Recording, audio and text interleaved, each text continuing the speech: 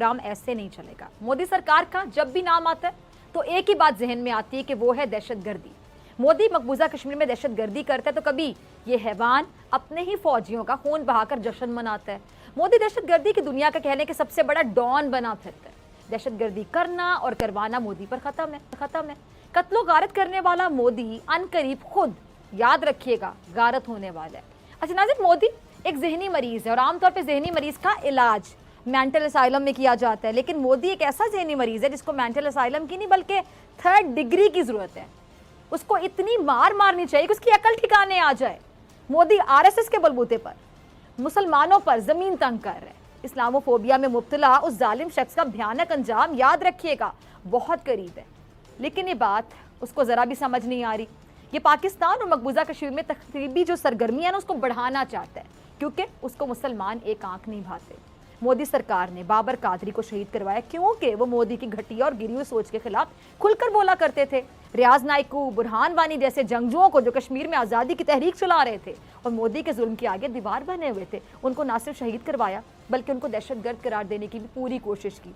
अच्छा, दुनिया ये बात बड़े अच्छे से जान चुकी है कि मोदी स्पॉन्सर टेररिज्म को फरोग दे रहा है। दुनिया के सामने ये राज खुल चुका है कि मोदी का नाम नेहाद भारत जगमग नहीं बल्कि इंतहा पसंदी की बकबक कर रहा है। हिंदुस्तान जल रहा है और ये आग मोदी के जुल्म से पूरे हिंदुस्तान में फैल रही है। भारत अमन की आशा नहीं चाहता बल्कि ये अमन का दुश्मन है। मोदी मुसलमानों की तबाही और बर्बादी के चक्कर में हिंदुस्तान की तबाही कर रहा है। हिंदुस्तान की मईशत डूब रही है, कोरोना हिंदुस्तान को निगल रहा है और मोदी इस मरज को काबू करने में नाकाम रहा है। मोदी ने पूरी कोशिश की कि वो पाकिस्तान को FATF की जो ब्लैक लिस्ट है उसकी दलदल में धकेल दे, नुकसान पहुंचा दे, लेकिन कह लें कि किस्मत की करनी। देखिए ज़रा कि आज भारत पर खुद FATF की तलवार लटक रही है। भारत की पाकिस्तान के खिलाफ झूठी खबरें और मज़ामीन जारी करने वाली जो जाली वेबसाइट्स हैं वो भी पूरी दुनिया के सामने आ गई। तो फिर दुनिया ने जाना कि मोदी पाकिस्तान के साथ दुश्मनी में इस हद तक गिर सकता है। मोदी रॉ और NDS इनके जरिए पाकिस्तान में दहशतगर्दी करवाता है और पूरी कोशिश करता है, हमेशा मसरूफ रहता है पाकिस्तान के खिलाफ साजिशें करने में। अच्छा, भारत ने अपनी कठपुतलियां पाकिस्तान के खिलाफ इस्तेमाल की हैं, हमेशा सबको पता है। उनमें से एक कठपुतली अब अपने अंजाम को पहुंच चुकी है। भारत के उस पपेट का ताल्लुक MQM लंदन से है। उसे बानी MQM लंदन के नाम से भी जाना जाता है। वो बाहर बैठकर एक इशारा करता था, याद करें, और उसके कहने पर कराची का अमनो सुकून ये ऐसे चुटकियां बजाकर मिनटों में तबाह बर्बाद करके रख दिया जाता था। वो खुलेआम मुल्क तोड़ने की बातें करता था, कराची को पाकिस्तान से अलहदा करने की बकवास करता था, बक करता था, और ये सब कुछ वो मुशीरबाद से करता था। लेकिन फिर दुनिया ने देखा कि पाकिस्तान कायम रहा, अल्हम्दुलिल्लाह, माशाल्लाह, और इसे तोड़ने की बातें करने वाला अपने आप जो खोदा हुआ गड़ा है ना उसमें खुद जा गिरा। कल तक जिसकी आवाज़ से दुनिया कांपती थी, सोचिए आज उसकी आवाज़ कहीं भी सुनाई देती है आपको?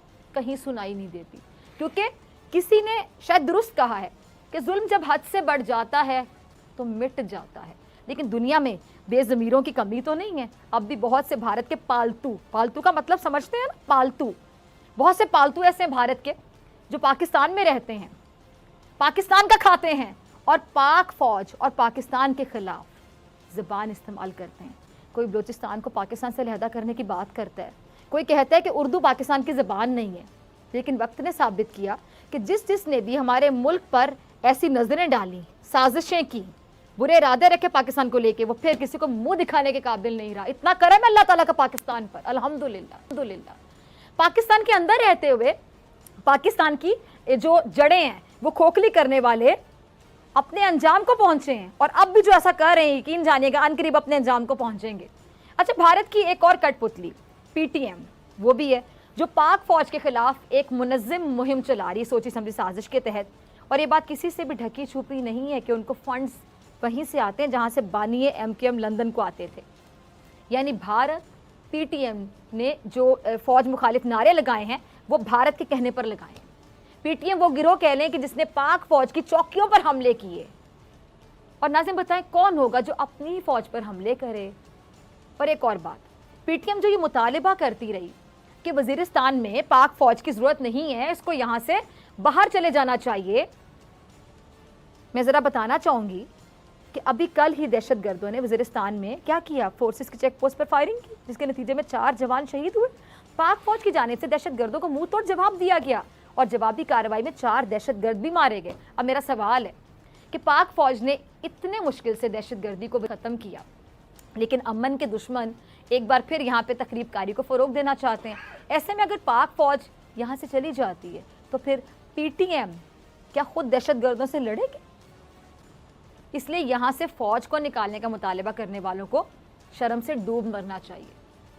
अच्छा, भारत ने स्पॉन्सर्ड दहशतगर्दी के जरिए किस तरह से सानेहा पेशावर जैसा जख्म लगाया था, कौम ये नहीं भूली है। एक क्लिप होगा मोहिद यूसुफ का, जरा चलाइएगा। अच्छा, भारत को पाकिस्तान का अमन एक आंख नहीं भाता, सबको पता है, और हर वक्त भारत इस मौके की तलाश में रहता है कि पाकिस्तान को किसी ना किसी तरह से डिस्टेबलाइज किया जाए। कुलभूषण यादव इसकी एक जिंदा मिसाल समझ लें। उस भारतीय दहशतगर्द ने खुद एतराफ़ किया कि उसने किस तरह से बलूचिस्तान के चमन में आग लगाने की कोशिश की। अब मोहिद यूसुफ ने भारतीय सहाफ़ी को आईना दिखाते हुए क्या कहा कि पाकिस्तान के पास मुल्क में दहशतगर्दी के वाक़यात में इंडिया के मुलव्वस होने के बाकायदा सबूत मौजूद है। पाकिस्तान के पास इंडिया की जानिब से दहशतगर्दों को माली इमदाद फराहम करने के भी सबूत मौजूद हैं। इंडिया ने ही पेशावर में आर्मी पब्लिक स्कूल हमले को स्पॉन्सर किया, जिसमें मासूम बच्चों के खून से बाकायदा होली खेली गई। मोहिद यूसुफ क्या कहते हैं कि हमले से पहले शिद्दत पसंद तंजीम टीटीपी कमांडर को इंडिया से की जाने वाली 8 फ़ोन कॉल्स का रिकॉर्ड भी मौजूद है। एक हमसाया मुल्क में इंडियन इंटेलिजेंस हैंडलर्स ने गुज़श्ता 2 बरस में कराची में चीनी कौंसल खाने, गवादर में पीसी होटल, स्टॉक एक्सचेंज पर हमले करवाए। अब नाज़रीन सोचें, भारत के खिलाफ ये वो सबूत हैं जो पाकिस्तान ने अक़वाम मुत्तहिदा में जमा करवाए। पाकिस्तान सबूत से बात करता है। भारत हर तरह से एक गुंडा रियासत का किरदार अदा कर रहा है, बड़ा डॉन बना फिरता है भारत।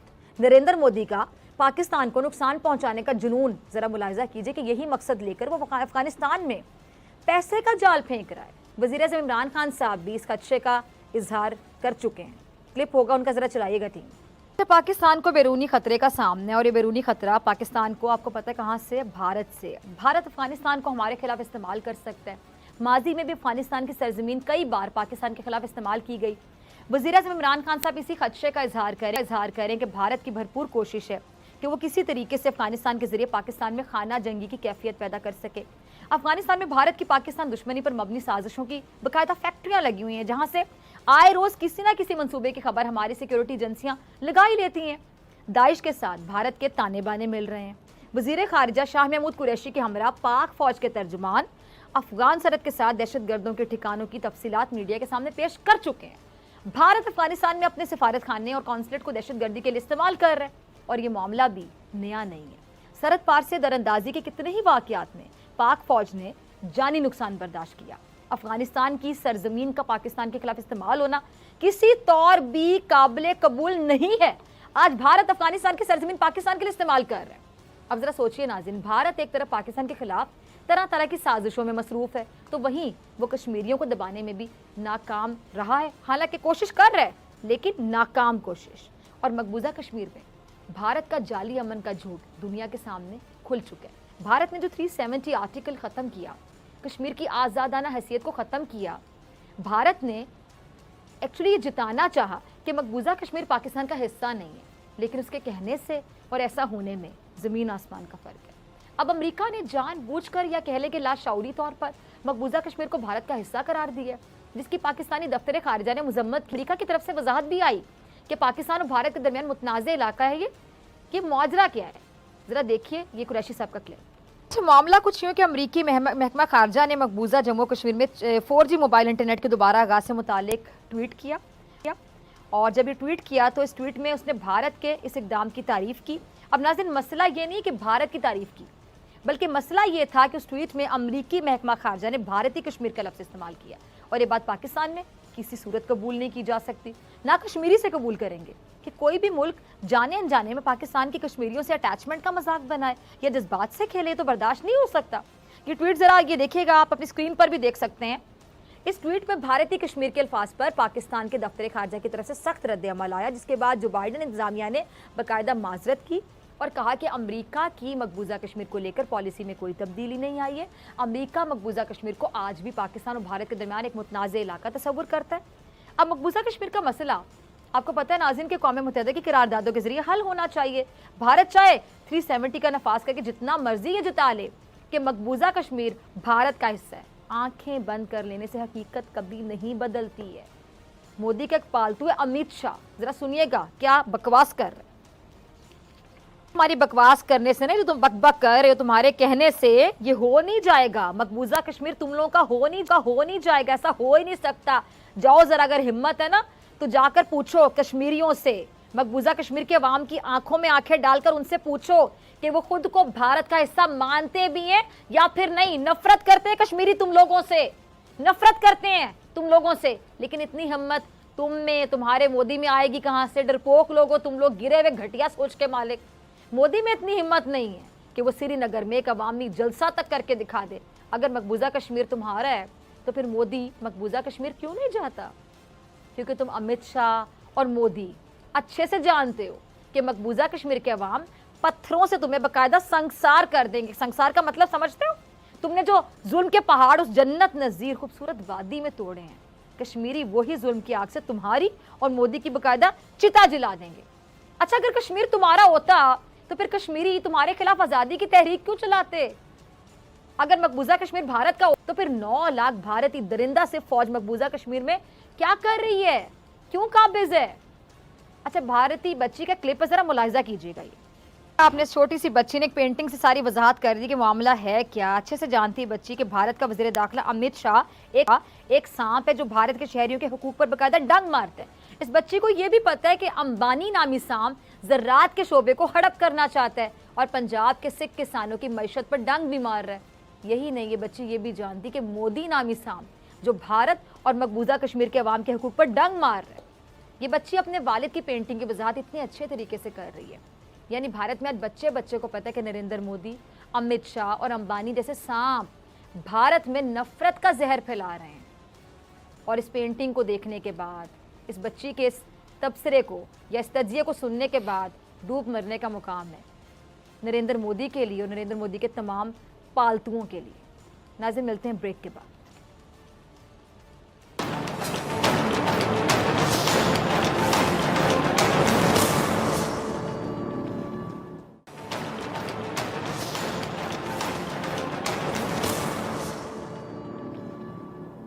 वेलकम बैक नाज़रीन। कश्मीर के इशू पे अमेरिका का हम कह सकते हैं जी वाज़े मौक़िफ़ जो है वो सामने आ गया है। बड़ा क्लियर मौक़िफ़ अमेरिका ने बता दिया कि कश्मीर से मुताल्लिक अमेरिकी पॉलिसी में कोई तब्दीली नहीं हुई और अमेरिका अब भी जम्मू और कश्मीर के खित्ते को पाकिस्तान और भारत के दरमियान एक मुतनाज़ इलाका ही समझता है।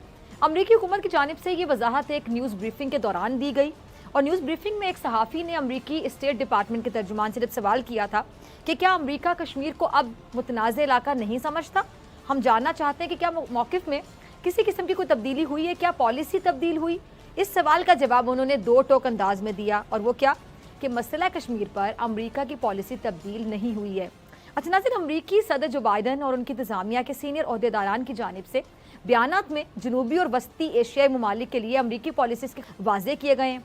इस पर बात करने के लिए मेरे साथ मौजूद है सीनियर डिफेंस एनालिस्ट, किसी तारुफ के मोहताज नहीं, जनरल रिटायर्ड अमजद शरीफ साहब। जनरल साहब बहुत शुक्रिया ज्वाइन करने के लिए। जनरल साहब, सबसे पहले मैं जानना चाहूँगी कि आप अमेरिका के इस बयान को कैसे देखते हैं? हम कह सकते हैं कि वाज़े मौक़िफ़ है, 2 टोक बयान है ये? बिस्मिल्लाहिर्रहमानिर्रहीम। देखिए, बयान वजाहत है और ये इसलिए देनी पड़ी कि हमारे फॉरेन ऑफिस ने एतराज़ किया था। जो लैंग्वेज इस्तेमाल की इन्होंने, वो एक ट्वीट की थी जिसमें कि बाइडन की जो शी जिनपिंग से हुई बातचीत हुई 2 घंटे की, उसके बाद उन्होंने ये भी मोदी से भी बात की और उसमें उन्होंने कहा कि जनाब ये कश्मीर के बारे में और इंडियन कश्मीर का उसमें लफ्ज़ इस्तेमाल फॉरेन पाकिस्तान, ये पाकिस्तान के फॉरेन ऑफिस उन्होंने कहा ये गलत है। हमें अफसोस हुआ इस बात का कि आपने ये इस तरह का, जबकि ये सारी दुनिया जानती है कि ये एक मुतनाज़ा इलाका है, यूनाइटेड नेशन की करारदादें हैं इस पे। तो ये था फॉरेन ऑफिस का उस पे ट्वीट। उसके जवाब में मैं समझता हूँ कि क्लैरिफिकेशन आप कह लीजिए, बहरहाल सवाल तो पूछा वहां पे किसी जर्नलिस्ट ने, लेकिन ये नुक्ता लाजमन अमेरिका में रजिस्टर हुआ कि फॉरेन ऑफिस पाकिस्तान का इस पे रिएक्ट कर रहा है और ये वजाहत जानी चाहिए। लिहाजा उन्होंने यही आपको बताया। और फिर ये कि आप देखिए, थोड़ा पीछे चले जाए तो ट्रंप बार बार कहता रहा कि जी मैं इस पे सालिसी करवाने के लिए तैयार हूं। भाई तनाजा है तो सालिसी के लिए बात होती रही ना। तनाजा अगर ना हो, ये मुतनाज़ा इलाका ना होता तो फिर सालिसी एग्जैक्टली हाँ, तो मीडिएटर का रोल क्यों अदा करेगा अगर तनाजा ना हो तो क्यों अदा करेगा? तो वो बड़ा एक वाज़ेह मौक़िफ़ रहा है। यहाँ सिर्फ एक उस ट्वीट की वजह से गलतफहमी पैदा हो गई, जहां कश्मीर के बारे में ट्वीट में जिक्र किया गया कि ये जम्मू कश्मीर इंडियन जम्मू एंड कश्मीर। अमूमन ये कहा जाता है कि जब बात होती है कि जी Jammu and Kashmir the portion which is being or the area or territory which is being controlled by India and Jammu and Kashmir territory which is being controlled by Pakistan, तो वो उससे फिर वो शक व शुबे नहीं पैदा होते जो यहाँ पैदा हुआ उनके एक थोड़ी सी केयरलेसनेस की वजह से। तो बहरहाल अब क्लैरिफिकेशन आ गई है, ठीक है, और मैं समझता हूँ कि फॉरेन ऑफिस ने हमारे ने बहुत अच्छा काम किया इस लिहाज से कि उन्होंने जाहिर किया कि we are very sensitive to these things. ये छोटा सा भी आप अगर मेंशन करेंगे इस तरह केयरलेसली तो हम उसको भी चैलेंज करें।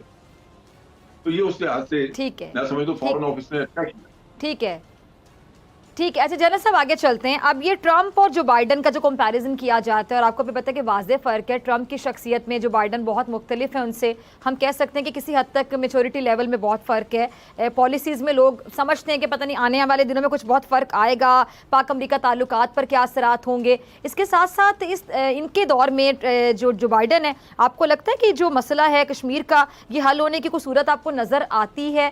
क्योंकि इसमें सिर्फ जो बाइडन का रोल नहीं होगा, बहुत से लोग सिर्फ जो बाइडन और ट्रंप का कंपैरिजन करते हैं, इसमें फिर एस्टैब्लिशमेंट में बहुत सी चीजें आ जाएंगी। जो बाइडन अकेले तो कुछ भी नहीं है ना।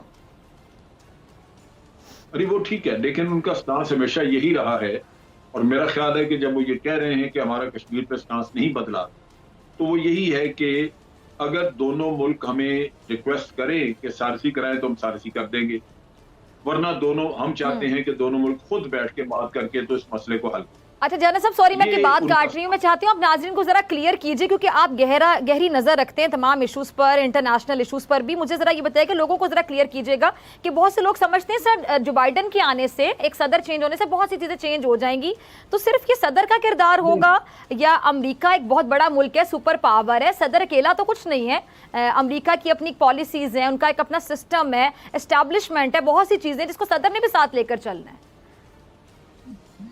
देखिए आज तो भारत उनका इत्तेहादी है, बड़ी कुर्बतें हैं, बहुत जरूरत है, लेकिन जब इत्तेहादी नहीं भी था, पाकिस्तान इत्तेहादी था, तो उस वक्त भी पॉलिसी यही थी कि भारत और पाकिस्तान दोनों अगर हमें रिक्वेस्ट करेंगे तो फिर हम आपकी सालिसी करा देते हैं। ये ट्रंप थोड़ा कैजुअल आदमी था, तो वो इस तरह की बात कर जाता था कि ऑफ द कफ कुछ कह दिया, वरना ये बड़ी कंसिस्टेंसी है अमरीकी पॉलिसी में। कई सदर बदल चुके, कई वक्त बदल चुके, हम इत्तेहादी थे, फिर भारत इत्तेहादी हो गया, लेकिन कश्मीर पे उनका स्टांस यही रहा है, और वो ये कहते हैं कि मुतनाज़ा इलाका है। यानी मैं आपकी बात से कंक्लूड कर सकती हूँ जनरल साहब, मैं कंक्लूड कर सकती हूँ कि सिर्फ एक जो सदर का चेहरा चेंज हुआ, नाम तब्दील हुआ है कि ट्रंप की जगह जो बाइडन आ गया, तो उससे बहुत ज्यादा उम्मीदें हमें नहीं लगानी चाहिए, हमें पूरे सिस्टम को समझना होगा। बिल्कुल बिल्कुल, वो पॉलिसी में बड़ी कंसिस्टेंसी है, उसको वो छोड़ेंगे नहीं, वो इसी तरह रहेगी जो पहले से चली। यानी अभी हम ये कह सकते हैं कि भारत से अगर इनका मुफाद जुड़ा हुआ है, जो कि वाकई जुड़ा हुआ है, तो अभी भी मुफाद को देखा जाएगा, इंसानियत को नहीं देखा जाएगा कि कितनी गोलियां चलाई जा रही कश्मीर में, कितनी लाशें उठाई जा रही हैं। और फिर मैं अगेन अपने अल्फाज दोहराऊंगी, मैंने लास्ट टाइम भी आपसे प्रोग्राम में शायद बात की थी कि जो इंसानी हकूक़ के दिन मनाए जाते हैं और इंसानी हकूक़ के जो अलमबरदार लोग बने बैठे हैं, NGOs बड़ी बड़ी, और ये दिन मनाए जाते हैं बड़े लेवल पर, तो फिर ये मनाने बंद कर देने चाहिए जनरल साहब, क्योंकि प्रैक्टिकली इंसानी हकूक़ आप देख लें, प्रैक्टिकली कश्मीर में जो हो रहा है, ये क्या हो रहा है, इंसानियत के ऊपर इतना जुल्म हो रहा है। ऐसा सलूक तो जानवरों के साथ नहीं किया जाता, बच्चों के साथ जो वहाँ पे किया जा रहा है, खवातीन के साथ, 70-80 साल की औरतों की इज्जतें महफूज नहीं, उनके साथ इसमें दरी के वाक़यात पेश आते हैं। कौन करता है? भारतीय सेना, भारतीय फौज करती है। लोगों को नजर नहीं आ रहा, लोग अंधे बने हुए, बहरे बने हुए, गूंगे बने हुए हैं। देखिए बात यह है कि जो इंटरनेशनल पॉलिटिक्स है उसमें इंसाफ नाम की कोई चीज नहीं, वो मुफादात पे मबनी होती है, ना इखलाकियात होती है। हाँ। तो मुल्कों के मुफादात हैं, बिल्कुल ऐसा ही है। मुफादात की रोशनी में वो अपने फैसले करते हैं। अब आप देखिए कि पूरी दुनिया को अमेरिका सबक देता है ह्यूमन राइट्स का, और आप ये भी ज़हन में रखें कि हांगकांग में पीछे चाइना के खिलाफ जब वो मुजाहरे शुरू हुए और उन्होंने थोड़ा बहुत कंट्रोल करने का काम किया, हालांकि उसमें उन्होंने गोलियां नहीं चलाई, लेकिन उन्होंने कंट्रोल करने के लिए सख्ती की, लोग अरेस्ट किए, तो ये उसकी मजम्मत करते हैं। लेकिन इन्होंने लाखों लोग सही। मार दिए, अफगानिस्तान में भी लाखों मार दिए, इराक में, लीबिया में जो कुछ हुआ, तो उसके बारे में कभी बात नहीं होती। बल्कि यहां तक कि इंटरनेशनल कोर्ट ऑफ जस्टिस जो है, international court of criminal justice जो है, उन्होंने कहा जी हम इन्वेस्टिगेट करेंगे। ट्रंप ने उनको वीजा देने से इनकार कर दिया, उन्होंने कहा जी आपका कोई काम नहीं। और फिर जिन 5-6 लोगों पे इराक में बहुत सारे कोई वायलेशंस करने की थी, इल्जाम था उन पे, उनके ट्रायल होने वाले थे, चीजें साबित हो चुकी थी, ट्रंप ने उनको माफ कर दिया।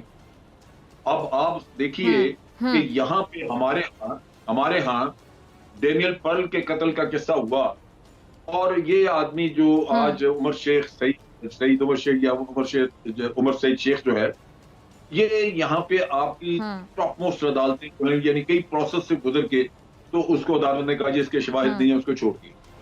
उस पे अमेरिका को इतराज। हालांकि अपने साबितशुदा जुर्म छोड़ना चाहे छोड़ देते हैं, ट्रंप ने माफी दे दी। तो बात यह है कि तजाद इनकी बातों में, इनके काम में, इनके अमल और कॉल ऑफ फेल में तजाद इतना बड़ा होता है, लेकिन चूंकि ये सुपर पावर है, एक बड़ा मुल्क है, ताकतवर मुल्क है, तो इनको कन्फ्रंट कोई नहीं करता, कोई पूछता नहीं इनको, तो बच निकलते हैं। वरना तो कश्मीर का केस इतना वाज़ेह है कि इखलाकी तौर पे इनको कश्मीर के बारे में बात करनी चाहिए कि भारत जुल्म बंद करे। वो सिंपल एक लोकल से एग्जांपल मेरे जहन में आ गई, वो जना साहब आपकी बात से लोकल एक एग्जांपल मेरे जहन से, मोहल्ले का चौधरी होता है हमारे यहाँ, तो चौधरी तो कुछ भी करे को पूछता ही नहीं है। जी जी बिल्कुल, वो उसको छुट्टी होती है, वो परियुज्मा हर चीज उसको छुट्टी होती है, वो कुछ भी कर सकते हैं और दूसरों को बड़ा भाषण देगा, लेक्चर देगा, लेकिन खुद वो सब कुछ करेगा। अच्छा जना साहब, ये जो पाकिस्तानी हमारी जो गवर्नमेंट है, पीटीआई की जो गवर्नमेंट आई है, इमरान खान साहब ने खासतौर पर कश्मीर पे खुलकर बात की, उन्होंने कहा कि मैं कश्मीर का सफ़ीर बनूंगा, मुकदमा लड़ूंगा, और हमने देखा कि बहुत से प्लेटफॉर्म्स पे, इंटरनेशनल प्लेटफॉर्म्स पे, फोरम्स पे उन्होंने आवाज़ उठाई। अगर हम कंपैरिजन करें पुराने जो हमारे वज़ीर आज़म रहे उनके मुकाबले में, आप इनको थोड़े नंबर देंगे, चाहे कम दें चाहे ज़्यादा दें, लेकिन उनसे ज़्यादा बेहतर आप इनको कंसिडर करेंगे। फिर शाह महमूद कुरैशी साहब का रोल आप देखें, हमारे जो खारिजा पॉलिसी है, हमारी दफ्तर खारिजा, फॉरेन मिनिस्ट्री, लेकिन मैंने ये महसूस किया कि आप जैसे सीनियर एनालिस्ट भी अक्सर ये एतराज़ करते हैं कि अभी भी कहीं पे फ्लॉज हैं और अभी भी इन चीज़ों को बेहतर करने की ज़रूरत है। तो आपको क्या लगता है कि क्या फ्लॉज हैं, क्या कमी है जो इस गवर्नमेंट में भी हम देख रहे हैं कि जो बार बार कहते हैं कि हम कश्मीर का मुकदमा ऐसे लड़ रहे हैं जैसे कोई सफ़ीर लड़ रहा होता है, तो इमरान खान साहब खुद बार बार खुद को कश्मीर का सफ़ीर कहते हैं, तो आपको कहाँ पे कमी नज़र आती है? यानी इस गवर्नमेंट के रवैये में भी कोई कमी नज़र आती है, अभी भी कुछ बेहतर करने की ज़रूरत है, और अगर कुछ करने की ज़रूरत है तो वो क्या है, ज़रा प्लीज़ सजेस्ट कीजिए। देखिए, पहली बात ये कि इस गवर्नमेंट ने बड़ा अच्छा काम किया है, काफ़ी किया दो चीज़ों पे। भारत के मामले, भारत की फॉरेन पॉलिसी को इस पे बड़ी मैं समझता हूं कि उनको सेटबैक हुआ है।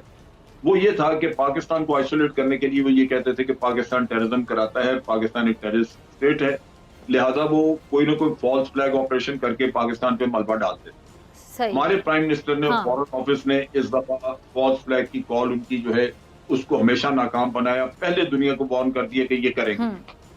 नतीजा ये कि ये पहले हमारी जो दो हुकूमतें गुजरी, पीपल्स पार्टी और नून लीग की, उसके दौर में तो हम दहशतगर्द बन गए, 70-80 हजार लोग हमारे मारे गए और दहशतगर्दी हम बने। लेकिन इस वक्त इस प्राइम मिनिस्टर ने जुर्रतमंदाना स्टांस लिया और भारत को बेनकाब किया। ऊपर से फिर ये डिसइंफो लैब शैब ये चीजें भी आ गई, जिससे दूसरी बात यह है कि कश्मीर के मामले में हमने फर्म स्टांस लिया है और काफी कुछ इस पे काम हुआ है, लेकिन एक दो चीजें और हैं करने की जो नहीं करते, ये करनी चाहिए हुकूमत को। अच्छा, उसमें पहली बात ये है, पहली बात ये है कि जिस तरह अफगानिस्तान के लिए हमने एक फोकल पर्सन मुकर्रर कर दिया, कश्मीर का हम क्यों नहीं कर सकते, जो सिर्फ और सिर्फ कश्मीर का काम करे, कश्मीर के मामले में वो स्टेटमेंट तैयार करे। फिर हमने इंटरनेशनली जो हमारे बहुत सारे मुल्कों में, जानने पहचाने मुल्कों में भी और दूसरे मुल्कों में भी, वहां पे थिंक टैंक्स हैं, उनके सामने अपना केस रखें ताकि थिंक टैंक से इसके ऊपर लिखवाया जा सके, इंटरनेशनल मीडिया में आपका पॉइंट ऑफ व्यू आना शुरू हो। और तीसरा ये है कि जो आपका इलेक्ट्रॉनिक मीडिया है, इसमें रात लेट नाइट को हर चैनल पे 1-2 घंटे का इंग्लिश प्रोग्राम होने शुरू हो ताकि आवाज पहुंचे आपकी, आपका स्टांस दुनिया तक पहुंचे। हम उर्दू के प्रोग्राम करते हैं, बाहर देखे नहीं जाते, नतीजा ये है कि यहाँ से कुछ भी बाहर नहीं जाता। और तीसरी चीज ये, आखिरी चौथी चीज ये है कि आपके जो एम्बेसीज हैं बाहर, वो इस मामले में एक प्रोएक्टिव रोल अदा करें, क्योंकि हमें हुकूमत ने कहा था कि हर सही। एम्बेसी में एक कश्मीर डेस्क खोला जाएगा। तो हमें तो कारगुजारी बाहर नजर ठीक। नहीं आई कश्मीर की। तो वो सही, इस इशू सही। को बिल्कुल फैला देना चाहिए, मुहिम के तौर पे दुनिया में चला देना चाहिए। ठीक है, यानी जो जो कहा गया उस पर अमल भी किया जाए, सिर्फ कहा ना जाए, जुबानी जमा खर्च ना हो। बिल्कुल। ठीक है, ठीक है जनरल साहब, बहुत शुक्रिया आपके वक्त के लिए, आपके तजिए। और नाज़रीन, आपसे मुलाकात होगी ब्रेक के बाद में।